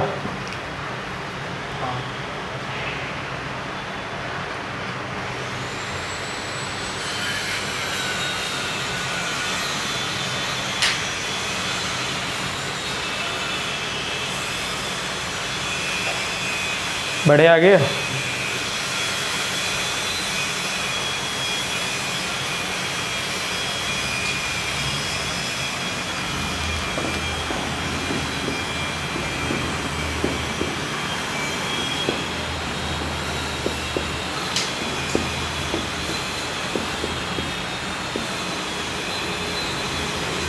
देख, एक कहानी सुनते हैं। मान लेते हैं कि इस रीजन में ऐसा cross magnetic field B present है। ठीक, क्या प्रेजेंट है? मैग्नेटिक फील्ड जिसका वैल्यू क्या है? B है, और मैग्नेटिक फील्ड का डायरेक्शन आपको दिखाई दे रहा है। हाँ, देखा क्या गया ना, मान ले कि हम इसमें एक लूप रखे हुए थे ऐसे, और मैग्नेटिक फील्ड था, कोई तकलीफ नहीं था, सब कुछ अच्छा चल रहा था, इस वायर में कोई करंट नहीं बह रहा है अभी। हाँ, देखा ये गया कि अगर हम इसके अंदर मैग्नेटिक फील्ड जो भी इसके अंदर क्रॉस करा वो भी तो B ही है ना, कांस्टेंट यूनिफॉर्म लेके चले हैं। देखा गया ना बेटा कि अगर लूप से क्रॉस करता हुआ मैग्नेटिक फील्ड अगर चेंज होने लग जाए, क्या चेंज होने लग जाए? मैग्नेटिक फील्ड चेंज होने लग जाए, तो देखा गया कि इस लूप में अपने आप एक करंट फ्लो कर गया। क्या फ्लो कर गया? क्या बोले थे? कहाँ थी अभी? यहीं थे ना। मैग्नेटिक फील्ड है, लूप रखा हुआ है, अगर इस लूप के थ्रू जो मैग्नेटिक फील्ड क्रॉस कर रहा है अगर वो चेंज करने लग जाए, क्या करने लग जाए? वो तो यूनिफॉर्म है ना, तो वो चेंज कैसे करेगा? अरे यूनिफॉर्म का क्या मतलब समझाए थे? यूनिफॉर्म का क्या मतलब समझाए थे? जो पोजीशन के साथ सेम हो, तो हम पोजीशन के साथ चेंज कर रखे हैं, ये कांस्टेंट रखे हैं ना, टाइम के साथ तो चेंज कर ही सकते हैं। नहीं बुझाया कुछ? यूनिफॉर्म और कांस्टेंट का अंतर पूरा समझाए थे। यूनिफॉर्म का मतलब पोजीशन के साथ और कांस्टेंट का मतलब समय के साथ। तो मैंने यूनिफॉर्म बोला, कांस्टेंट बोले क्या? यूनिफॉर्म बोले हैं, मतलब जितना मैग्नेटिक फील्ड यहाँ होगा उतना ही यहाँ यहाँ यहाँ सब जगह सेम है। पर समय के साथ तुम चेंज कर ही सकते हैं ना, समय के साथ चेंज होगा तो समय के साथ चेंज हो रहा है, पोजीशन के साथ चेंज नहीं हो रहा है। समझ आया? तो शुरुआत में कांस्टेंट मैग्नेटिक फील्ड था, कांस्टेंट नहीं यूनिफॉर्म मैग्नेटिक फील्ड था। हम समय के साथ क्या करने लगे, इसको चेंज करने लगे, मैग्नेटिक फील्ड को क्या करने लगे, मतलब 2 टेस्ला था तो उसको 3 कर दिए, 4 कर दिए, 5 कर दिए, ऐसे चेंज करने लगे। बढ़ाते जा रहे हैं या घटाते जा रहे हैं, चेंज कर रहे हैं बस। वो बढ़ भी सकता है, वो घट भी सकता है। तो अगर मैग्नेटिक फील्ड बढ़ने या घटने लगा तो देखा गया कि इसमें अपने आप करंट फ्लो करने लग गया। बैटरी लगाए हैं क्या लूप में, करंट फ्लो करना चाहिए था, नहीं करना चाहिए था। कहाँ से एनर्जी आ गया इसमें जो करंट फ्लो करने लग गया? सुन, अभी ऑब्जर्वेशन कर रहे हैं केवल, बाद में एक्सप्लेनेशन देंगे हम। ऑब्जर्वेशन में यही देखा गया कि किसी मैग्नेटिक फील्ड में लूप रखा हुआ है और अचानक से मैग्नेटिक फील्ड अगर चेंज करने लग जाए, क्या चेंज करने लग जाए बेटा? अगर मैग्नेटिक फील्ड चेंज करने लग जाए तो देखा गया कि लूप में करंट फ्लो करा। लूप में क्या फ्लो करा बेटा? करंट फ्लो करा गया। एक और चीज ऑब्जर्व करा गया कि अगर हम लूप का एरिया घटा या बढ़ा देते, मान लीजिए जो वायर का जिसका बना है ना वो एक्सटेंसिबल वायर है, मतलब उसको खींच के लंबा करा जा सकता है, तो हो सकता है कि हम उसको खींच को और बड़ा कर दे, ऐसे चारों तरफ से खींचे तो क्या उसका एरिया बढ़ जाएगा? या पकड़ के ऐसे दबा देते तो एरिया छोटा हो जाता। तो देखा गया कि जब हम इसका एरिया भी चेंज कर रहे हैं ना तब भी देखा गया कि करंट फ्लो हुआ। ठीक, एक और चीज ऑब्जर्व करा गया, क्या? ध्यान से देखना। मान ले बेटा इस लूप के अंदर, सॉरी इस लूप का एरिया वेक्टर क्या हम अंदर की तरफ मान सकते थे? मैग्नेटिक फील्ड भी अंदर की तरफ है। ध्यान से देखना, इसको दिखा, सॉरी काला वाला को दिखा रहे हैं मैग्नेटिक फील्ड और ब्लू वाला को दिखा रहे हैं एरिया वेक्टर। तो दोनों के बीच का भी एंगल 0 डिग्री है ना बेटा? कितना है? कड़ा दे। लूप ऐसा है, यूं लूप ऐसा है बेटा, तो मैग्नेटिक फील्ड भी अंदर है, एरिया भी अंदर है। मैंने क्या करा ना, इस लूप को ऐसे घुमाने लगा यूं। अगर हम घुमाएंगे तो मैग्नेटिक फील्ड का डायरेक्शन चेंज होगा कि एरिया का? एरिया किधर होने लगेगा? पकड़, इधर आ, आराम से इसको पकड़ो, उधर चलो, हाँ पकड़ो, ऐसे पकड़ो, हाँ पकड़ लिया। अब देख ऐसा दिख रहा है ना बेटा। अब अगर हम इसको ऐसे रोटेट करा रहे हैं तो देख मैग्नेटिक फील्ड तो जैसा था वैसा ही है, पर एरिया इसके परपेंडिकुलर। और थोड़ा घुमा, ऐसा होता जा रहा है। क्या क्या चेंज हो रहा है? दोनों के बीच का एंगल, दोनों के बीच का एंगल। बैठ जाओ, दिखाई दे रहा है? अगर हम लूप को ऐसे घुमाने लगे तो दोनों के बीच का थीटा चेंज होने लगा, एंगल चेंज होने लगा। तो इस सिचुएशन में भी देखा गया कि अगर हम थीटा चेंज करने लग जाएं तो हमें दिखाई दिया कि करंट फ्लो कर रहा है। ये सब ऑब्जर्वेशन में देखा गया, एक्सप्लेनेशन बाद में दिया जाएगा क्या होगा। तो क्या क्या चेंज करने पे? अच्छा एक और बात, रुक जा। ये 3 चीज ऑब्जर्व करा गया कि अगर मैग्नेटिक फील्ड चेंज करेंगे तो लूप में करंट बहा, एरिया चेंज करेंगे तो लूप में करंट बहा, दोनों के बीच का एंगल चेंज करेंगे तो लूप में करंट बहा। तो साइंटिस्ट को और मजा आ रहा था तो वो करते जा रहा कुछ कुछ चेंज। इस बार क्या करा भाई साहब कि इस तरीके से था ना एरिया और मैग्नेटिक फील्ड, इस बार क्या किया कि लूप को ऐसे घुमाया, यूं ऐसे घुमाया, तो इस बार करंट फ्लो नहीं करा। अच्छा ऐसे घुमाने से क्या हो रहा है? कुछ नहीं हो रहा है। ऐसे घुमाने से कुछ हो रहा है ना, तो एरिया का डायरेक्शन चेंज हो रहा है ना, तो मैग्नेटिक फील्ड का डायरेक्शन चेंज हो रहा है, कुछ भी चेंज। तो इस बार करंट फ्लो नहीं किया। आगे बात समझ में? तो 3 तरीकों से करंट चेंज हो रहा है। कब? जब भी मैग्नेटिक फील्ड चेंज हो, एरिया चेंज हो या दोनों के बीच का एंगल चेंज हो, तो देखा गया कि करंट फ्लो कर रहा है इस लूप में अपने आप। तो यहाँ से बड़े ध्यान से देखा गया कि बी चेंज करने पे, ए चेंज करने पे और थीटा चेंज करने पे भाई साहब करंट बह रहा है। अच्छा ये तीनों फैक्टर कहाँ आता है? फ्लक्स में। बी ए कॉस थीटा आता है क्या? तो ये 3 लाइन अलग अलग मत बोलो कि बी चेंज करने पे करंट बहा, एरिया चेंज करने पे करंट बहा, थीटा चेंज करने पे करंट बहा। ऐसे ना कहकर हम एक ही बार में बोलेंगे कि अगर फ्लक्स चेंज करेगा तो करंट बहेगा। तो यहाँ से फाइनली बोला गया कि अगर फ्लक्स चेंज करेगा तो करंट बहेगा। अब अगर करंट बहेगा तो कितना बहेगा, किस डायरेक्शन में बहेगा, क्लॉकवाइज कि एंटी क्लॉकवाइज? तो कौन सा 2 सवाल हमारे पास आया कि अगर फ्लक्स चेंज करेंगे तो करंट बहेगा, मान लिए ऑब्जर्वेशन में दिख गया, पर कितना फ्लो करेगा, किस डायरेक्शन में फ्लो करेगा, ये दो सवाल है।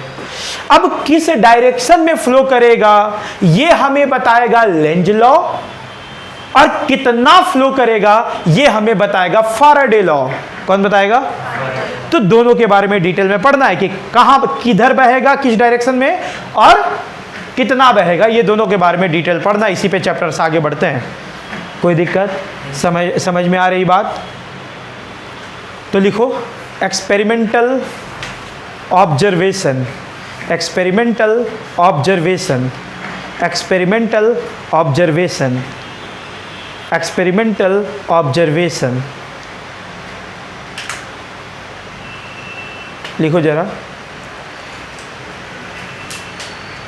It was observed that, it was observed that, it was observed that when magnetic flux through a, when magnetic flux through a closed loop changes, when magnetic flux through a closed loop changes, when magnetic flux through the closed loop changes, comma, current is induced, current is induced in the loop, current is induced in the loop when magnetic flux changes through the loop, comma, current is induced in the, induce मतलब अचानक से आ जाना, induce हो जाना, है ना, in the loop.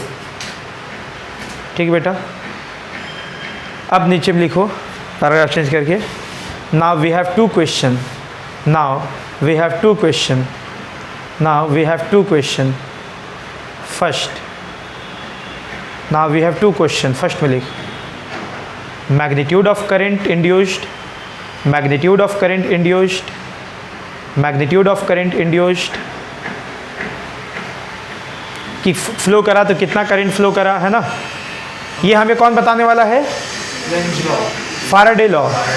लिख लो bracket वहीं पे बगल में, ये कौन बताएगा? Faraday law.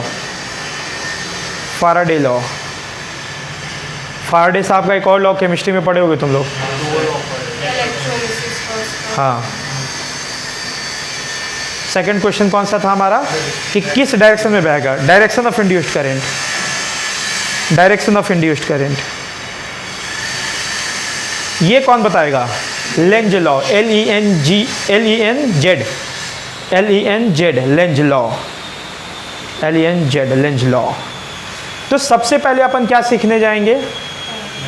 करंट किधर बहेगा, पहले ये सीखेंगे, डायरेक्शन सीख लेंगे। बाद में अपन क्या सीखेंगे बेटा? कि मैग्नीट्यूड कितना बह रहा है। तो अब टॉपिक में लिखो Lenz law, Lenz law, Lenz law. इसको मिटा दे। देख लेंज लॉ क्या कहता है समझना।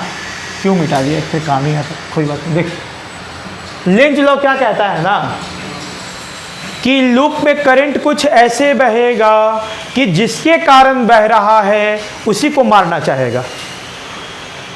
यही है, लूप में करंट कुछ ऐसे बहेगा जिसके कारण बह रहा है वो उसी को अपोज करेगा, उसी को अपोज करेगा। आगे बस में बिल्कुल ऐसी ही है डेफिनेशन, इसमें शौक मत होगी ये क्या हो रहा है। ये बिल्कुल वैसी बात है। कभी गांव देहात में सुना होगा कि बच्चा पैदा होता है राक्षस पैदा होता है, सुना है क्या कभी? नहीं सुना है।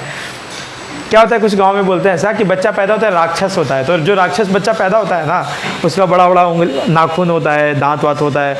तो जैसे ही वो पैदा होता था पहले अपने माँ को अटैक करता है, माँ का ही गला दबाता है। तो जिससे पैदा लिया उसी को मारेगा। लेंज लॉ भी यही कह रहे हैं। हाँ, ऐसा होता है, गांव में बोलते हैं। और इस लॉ में भी ऐसा ही है कि करंट जिस कारण से पैदा होगा वो उसी को अपोज करेगा। ऐसी डेफिनेशन भी यही है। तो लिख लो स्टेटमेंट, उसके बाद फिर सवालों पे आते हैं। It states that current is induced in such a way, current is induced in such a way, current is induced in such a way that it has tendency to oppose, in such a way that it has tendency to oppose the cause due to which it is produced, due to which it is produced, due to which it is produced, due to which it is produced, due to which it is produced, पढ़ो जरा ध्यान से, क्या बोला जा रहा है, पढ़िए सवाल को, मतलब ये स्टेटमेंट को खुद से समझो।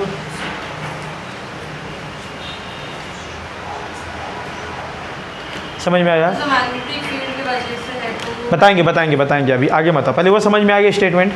क्या बोल रहा है कि करंट इंड्यूस इसलिए होगा या जिस कारण से होगा उसी को अपोज करना चाहेगा। अब मुझे बता, करंट क्यों इंड्यूस हो रहा था? फ्लक्स के चेंज करने के कारण। अलग अलग मत बोलो तीनों, वो तो शुरुआत में देखिए, सीधा क्या बोलेंगे बेटा, फ्लक्स चेंज करने के कारण तो करंट इंड्यूस होगा। तो करंट कुछ ऐसे इंड्यूस होगा ना कि जो चेंज इन फ्लक्स है ना उसको वो अपोज करेगा। वो क्या चाहेगा कि मेरे अंदर का जो फ्लक्स है उसको चेंज मत करो, अगर चेंज करोगे तो मैं करंट फ्लो करा लूँगा अपने आप में, और उस चेंज को अपोज करने लग जाता है। आगे बात समझ में? जैसे मान ले तुम लोग जाते हो ना यहाँ से घर, ठीक, तुम्हारा नॉर्मल रूटीन है कि यहाँ से घर जाते हो पढ़ के, कोई आदमी आया चाकू दिखा दे बीच में, पैसा निकालो 500 रुपये, तो तुम डिस्टर्ब होगे कि नहीं होगे? अब डेली तेरे साथ यही कर रहा है, तो तू क्या चाहेगा कि मेरा जो नॉर्मल रूटीन था मेरे को करने दो, मेरे नॉर्मल रूटीन में चेंज मत लाओ। तो तुम उसको अपोज करोगे ना, केस करोगे ना जा करके, या कुछ तो करोगे ना उसको अपोज करने के लिए। तो सिस्टम यही है कि कोई तुम्हारी स्टेबिलिटी को डिस्टर्ब करता है तो हम उसको अपोज करते हैं। आगे बात समझ में? ध्यान से सुना। तो वो चेंज इन फ्लक्स को अपोज करना चाहेगा, चेंज नहीं होने देना चाहता कभी भी वायर। कोई भी लूप क्या नहीं चेंज होने देता? फ्लक्स चेंज नहीं होने देता। उसको फ्लक्स से दिक्कत नहीं है, किससे दिक्कत है? चेंज इन फ्लक्स से। तो चेंज इन फ्लक्स को अपोज करेगा, कुछ ऐसे अपोज करेगा कि चेंज नहीं करने देगा। आगे बात समझ में? चेंज अपोज कर देगा तो फिर करंट जो इंड्यूस है वो खत्म हो जाएगा। खत्म हो जाएगा। वो चाहता है कि मेरे में करंट ना बहे, करंट बहने से बहुत कुछ होगा। देखो यही सब तो बता रहे हैं, और ये इतना अच्छा लॉ था, इतना बढ़िया एक्सपेरिमेंट था, किसी के आधार पे जनरेटर बनाया गया है। देखते जाओ, बहुत इंटरेस्टिंग चीज़ आ रहा है। देखो पहले समझो। हाँ, जैसे एक नॉर्मल अच्छा बेटा, मैग्नेटिक फ्लक्स चेंज होने से करंट बह रहा था। मैग्नेटिक फ्लक्स में क्या क्या चीज़ आ रहा था? BA थीटा, यही आ रहा था ना। तो इन तीनों की बात करेंगे, इन तीनों की बात करेंगे, है ना? ध्यान से समझना। अच्छा एक और बात, फ्लक्स एक लूप से कितना आया? B.A। तो अगर n नंबर ऑफ लूप्स होता तो NBA, यही लिख देते हैं ना। आ गई बात समझ में? n नंबर ऑफ ऐड हो जाता, ठीक। तो मान लीजिए कि n नंबर ऑफ लूप्स है। कितना नंबर ऑफ लूप्स है बेटा? n नंबर ऑफ लूप्स है, ऐसे मतलब n नंबर ऑफ टर्न्स है और करंट ऐसे बह रहा है इधर। तो बताओ इसमें टोटल फ्लक्स कितना होता? NBA cos थीटा, यही होता ना। नॉर्मल तरीके से लिखते तो यही लिखते बेटा। एक लूप से B.A था तो n नंबर से NBA हो गया, NBA cos थीटा। तो वो फ्लक्स कहाँ किसका है? इसके थ्रू जो भी मैग्नेटिक फील्ड क्रॉस कर रहा होता उसका, उसके अंदर के सामान निकलते ही रखा देते। मतलब कुछ ना कुछ अगर फील्ड रहता तो। अब फील्ड क्यों जनरेट हो रहा है वो अलग बात है, वो किसी एक्सटर्नल एजेंट के कारण जनरेट अपन करा दिए। हाँ, अगर सबका मैग्नेटिक फील्ड अलग हो सबका किसका मैग्नेटिक फील्ड अलग होगा?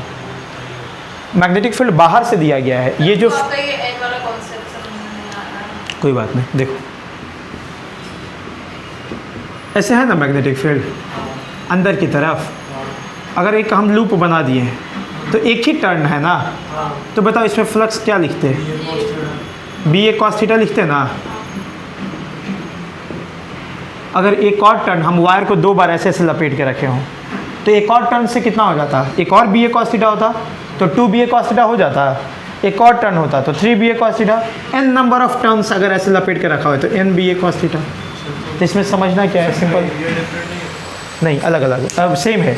अरे तुम लोग 1 मिनट लाओ तो, कोई है लंबा सा तार, इस तार को हम नहीं रख सकते ऐसे। देखो तो थोड़ा ध्यान से, ऐसे ऐसे रख सकते कि नहीं? ऐसे एरिया सबका अलग अलग हो गया, सब सेम रेडियस का ये सर्कल बना रहे हैं तो सबका रेडियस सेम ही हुआ ना भाई। सर वो NBA cos थीटा तो तब हुआ ना जब हम सबका फ्लक्स जोड़ दिया। हाँ तो सभी का जोड़ रहे हैं, तो हम तो बोल ही रहे हैं पूरे कंप्लीट लूप का। तो वहाँ पे करंट क्यों दिखा दिया?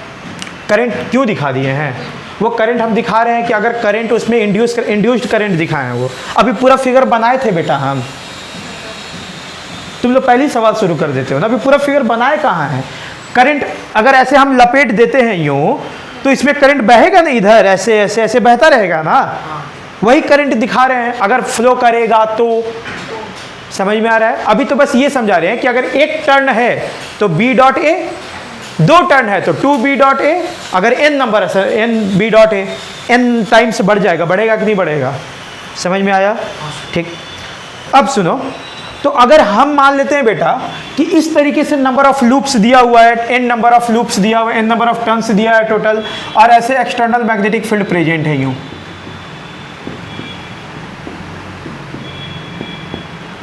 अगर फ्लक्स चेंज होने लग जाए तो करंट बहेगा ना, बहेगा कि नहीं बहेगा? ठीक। अब किधर बहेगा वही तो सीखने जा रहे हैं अपन। ठीक। अब सुनना, मैं क्या बोलने जा रहा हूँ, फ्लक्स चेंज होने का मतलब क्या? इसमें 4 टर्म तेरे को दिखाई दे रहा होगा। एन चेंज करेंगे तभी फ्लक्स चेंज होगा, बी चेंज करेंगे तभी फ्लक्स चेंज होगा, ए चेंज करेंगे तभी चेंज होगा, थीटा चेंज करेंगे तभी होगा। होगा कि नहीं होगा? तो 4 में से कोई भी एक चेंज करने लग जाओ, फ्लक्स चेंज होने लग जाएगा तो करंट बहेगा। अब चारों को अलग अलग से पढ़ेंगे अपन, चारों को एक बार n को चेंज करा के सवाल करेंगे, एक को b को चेंज करा के सवाल करेंगे, फिर a को चेंज कराएंगे, फिर थीटा को चेंज कराएंगे। ऐसे हर एक फैक्टर को चेंज करा के अपन करंट फ्लो कराने वाले हैं। कोई दिक्कत समझ में आ रहा है? तो 4 तरह का बात होगा, ठीक है ना? तो लिखो सबसे पहले लेंज लॉ में ही केस 1, केस 1, केस 1, पहले बी का चेंज कराते हैं। किसको चेंज कराते हैं? बी, मतलब मैग्नेटिक फील्ड का मैग्नीट्यूड।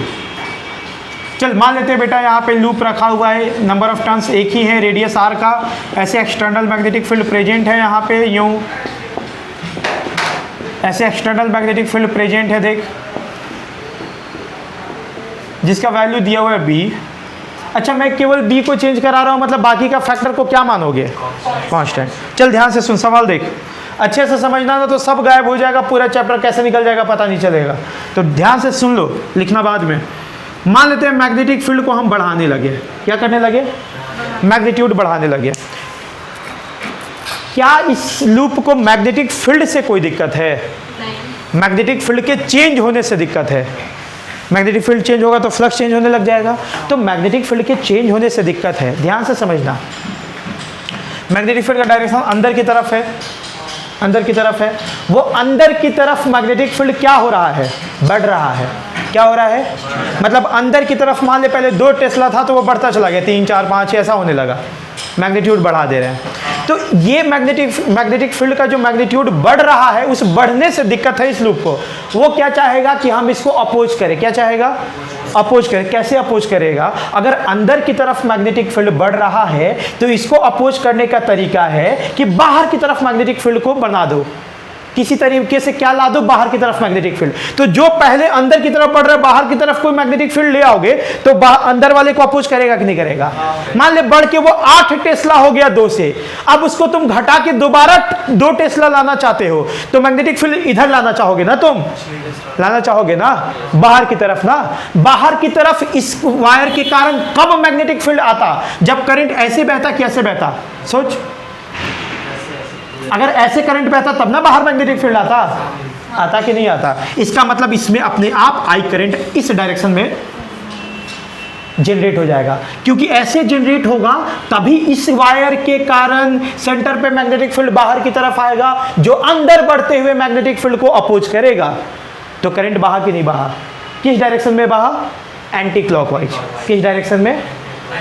रुक जाओ, अब बकाओ मत, लिखोगे बर्बाद हो जाओगे। पहले समझो ध्यान से। कोई दिक्कत यहां तक बात समझ में आई?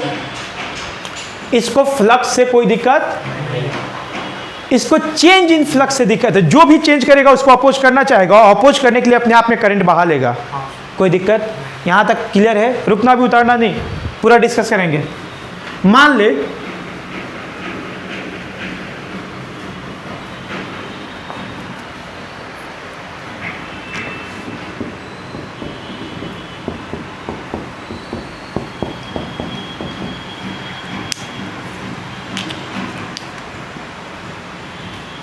ऐसे है लूप।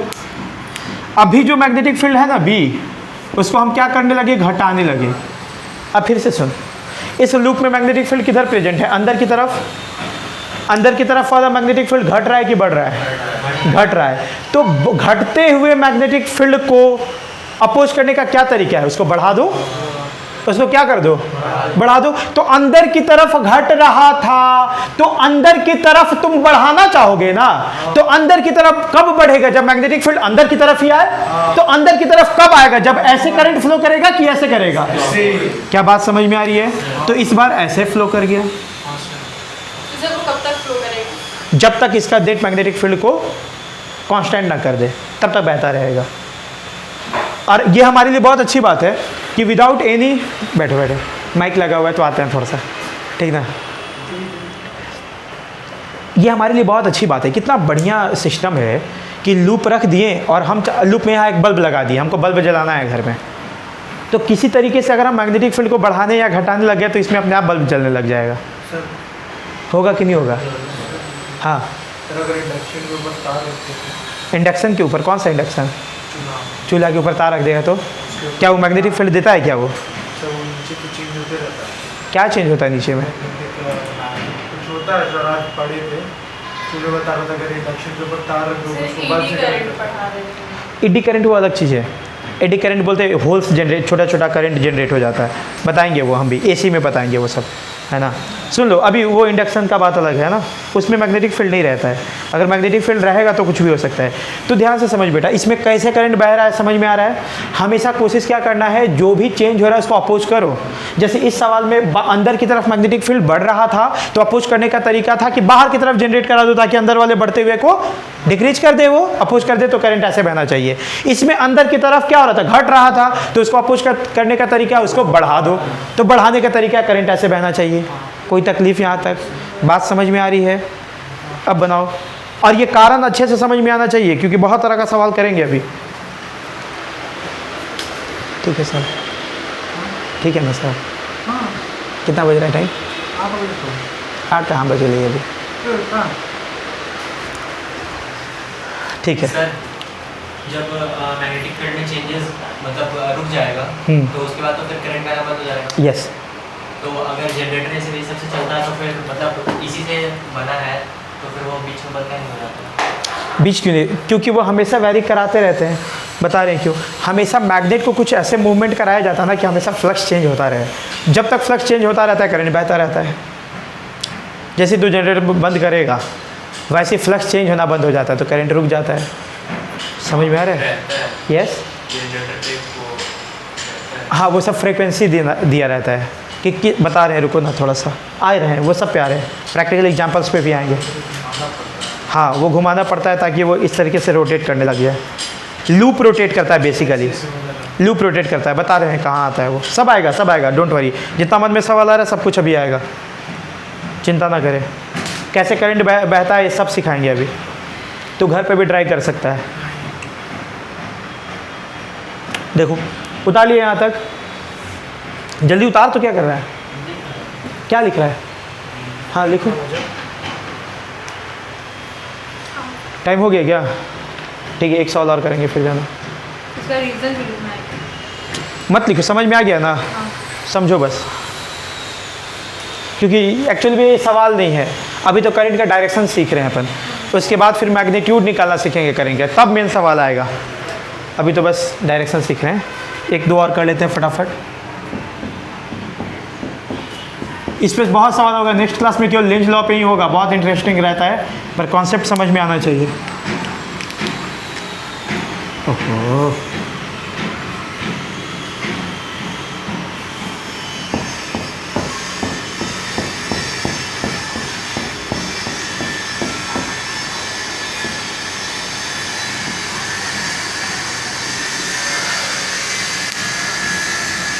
बताओ तो अभी मैग्नेटिक फील्ड किस डायरेक्शन, ये करंट किस डायरेक्शन में इंड्यूस होगा? तो गढ़ है कि घट रहा है वो डायरेक्ट बताना चाह रहा था क्या क्या होगा। तो चेंज नहीं होगा तो कुछ भी करंट नहीं बहेगा, चेंज हो रहा है। अब मैग्नेटिक फील्ड घट रहा है, बताओ, सोचो खुद से। करंट बताओ, क्लॉकवाइज या एंटी क्लॉकवाइज, ये बताओ पक्का। Anti clockwise. Anti clockwise. तुम क्या बोल रहा है? तुम लोग क्या बोल रहे हैं? विकास क्या बोल रहा है? जल्दी बोल देख। मैग्नेटिक फील्ड घट रहा है, इसमें करंट बहेगा एंटी क्लॉकवाइज की क्लॉकवाइज? जल्दी बोल। Anti clockwise. देखो मैं क्या देख रहा हूं कि सबसे पहले इस लूप के थ्रू मैग्नेटिक फील्ड क्या बाहर की तरफ है, और वो बाहर की तरफ घट रहा है। तो बाहर की तरफ घट रहा है तो बाहर की तरफ बढ़ाना चाहेगा, और बढ़ेगा कब, जब ऐसे फ्लो करेगा, एंटी क्लॉकवाइज। समझ में आया? ऐसा करंट फ्लो करना चाहिए।